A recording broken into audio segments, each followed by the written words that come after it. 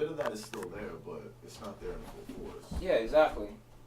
Hey, what is up? You are listening to Dosage on WHCL 887 FM, broadcasting live from the bustling metropolis of Clinton, New York.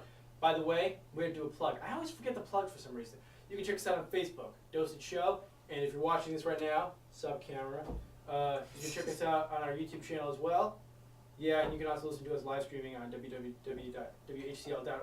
Okay, now it's time for my favorite segments in the show. Sexy sad.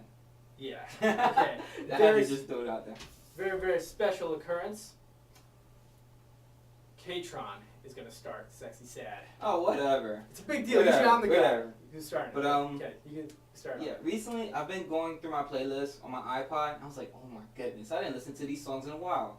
And like, it's like one of those, I call it the iPod graveyard, because it's on your iPod, it's on your MP3, but you don't go there. You get it off YouTube or something. Yeah. No, you don't play it because you still listen to that recent album. So I got both my sexy and my sad from two songs from two great artists from the titles. My sexy, Miss Independent from Neo. That's one of the biggest sexies ever. Is an independent woman.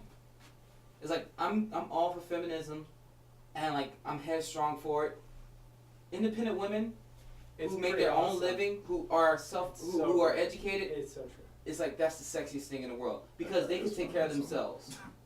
That's feminist. Like, yeah. So it you is. should come to the Women's Center. I was Tuesdays on Tuesdays at 9. Yeah. UCC, Days of Solo.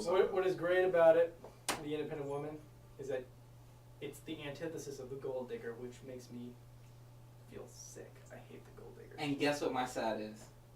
Kanye West, Gold Diggers. Yes. It's so true. Now, the thing is, I love the song, but he is so true. He's so it's like, true. Gold Diggers, they now I see feminists, now I see why some feminists are radical. Because of Gold Diggers. It's like, Gold Diggers are taught to be Gold Diggers. Well, Yeah. And like a lot of these basketball players, football players, a lot of these just full of gold diggers. But that's my sad and that's my sexy. See, I don't want to sound arrogant, but I'm a guy. I'm gonna put it out to the listeners. I have never really had a serious relationship, and I have never gotten laid. And I am worried that if I have a that is something to announce on the air. Hey, wow. it is okay. Look, wow. sir, I am not ashamed of this. This is not about that. It's just wow. Whatever. It's all good. Relax. It's fine. Is that appropriate? Relax. It's really appropriate. It's fine. Okay. Here's the deal.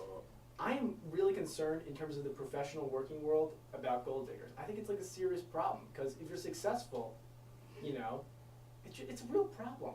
I don't know. Okay. That was very awkward. Yeah. Okay. Just keep going. Keep rolling. Want me to do my sexy sad? Yeah, okay. Here we go.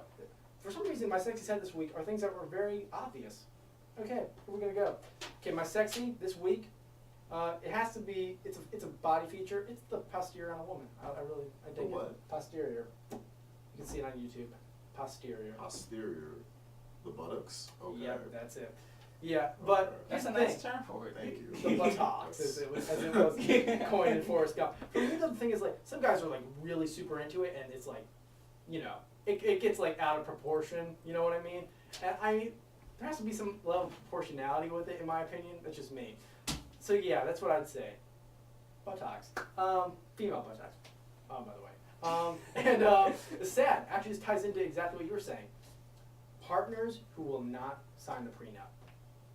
I'm sorry. My parents got divorced. In my opinion, I think prenups just on an emotional basis in a relationship. If you feel like you really are gonna make that commitment, I feel like you gotta have a prenup.